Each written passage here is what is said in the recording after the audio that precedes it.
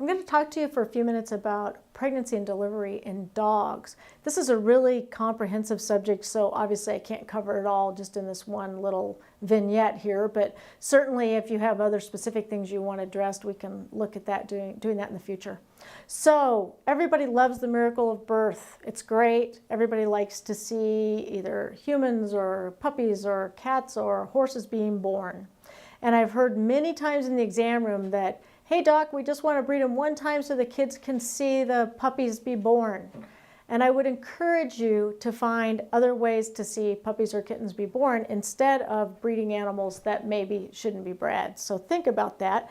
And you can also look at some of the videos that have been attached here, like Muffy's puppies and all the other dogs that have shown births here, and realize that none of those animals were bred just to be videoed. They were bred because either it was accidental in a stray, that type of thing, in a shelter dog, or because they were purebred dogs and they were meant to be bred because they were good dogs.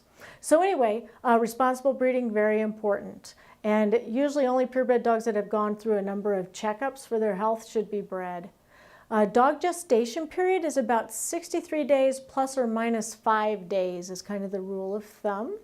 I'm not going to talk much about cats, but just so you know, their gestation period is about the same. It's about 65 days plus or minus 5.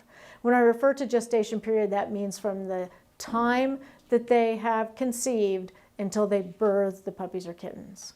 Litter size can be hugely variable, anything from a singleton puppy, which would be 1, up to some of these larger breeds can have like 13 puppies. So I would say the average is more like 3 to 7 puppies, you know, depending on the size of the dog and the breed.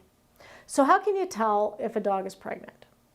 Well, first of all, you may have witnessed the breeding, and hopefully if you're breeding responsibly, you did witness it and you know what days the dogs were bred. So in those cases, you can feel pretty secure that you've got an animal that's been bred. If you don't know, or you're just not sure, there's a couple of ways that veterinarians can help you determine that. There is a hormonal test, and I actually haven't done that one very often, but there is a pregnancy test for dogs, and I believe they have to be around 30 days for that one. I don't know how commonly it's used unless you go to a reproductive doctor. Probably the most common thing that I've done over the last 20 years would be on about day 21 to 30, if a dog is presented to the clinic, I can sometimes palpate the puppies in the uterus. And this is kind of obviously a time-honored technique that isn't always successful and does have some dependency on the veterinarian and their skill at palpating. But that is something you can consider doing. Ultrasound is a great way to look for puppies. Again, they probably need to be about 21 days pregnant to feel good about what you're seeing on ultrasound. However, that's a great tool because you can see how many puppies and how large they are. So that's a good way to do it. We can also x-ray dogs to see if they're pregnant, and they usually have to be at least 45 days so that we can see some skeletal structures of the puppies. Before that time, the bone isn't calcified, and so you can't really see the puppies. But that can also be valuable in trying to determine how many puppies are present and how large they are. So basically there's a number of different things you can do to determine if they're pregnant. Probably the most common thing though is for you just to know that they got bred and kind of count the days and know that they probably got pregnant, because dogs are pretty fertile. So how do you prepare? You want to provide a clean, dry, warm place for them to be able to deliver, preferably with some kind of a nesting box or a whelping box. Dogs do like to nest in blankets and deeply into bedding to be able to do their delivery. It's a good idea to increase the foods that they're eating by about 25% during pregnancy, and it may even have to be higher during the lactation period.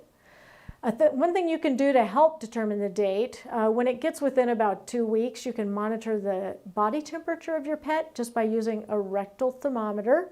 And that normal temperature should be around 100 to 102 degrees, could be as low as maybe 99.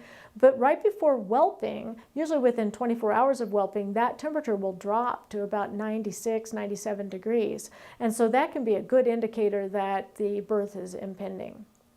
So how do you know if you need to involve a veterinarian in the birth of puppies?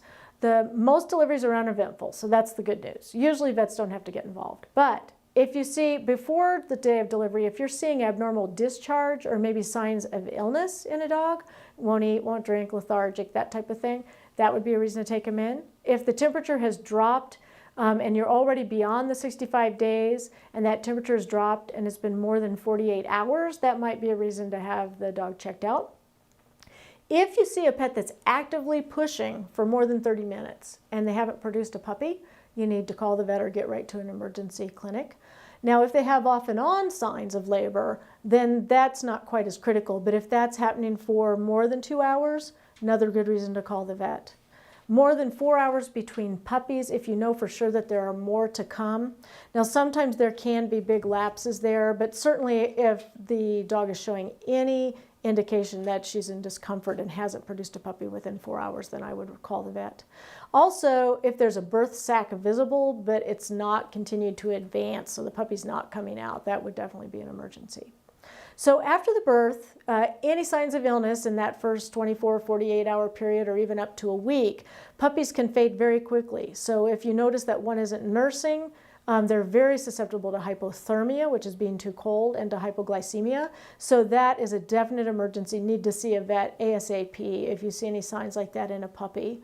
With the bitch or the dog that has delivered, then a lack of appetite, depression, vomiting, diarrhea, swollen or painful mammary glands, you know, they can get mastitis, or any kind of a discharge that's lasting more than 2 weeks, or if you notice that that discharge is off color, like if it's yellow or green.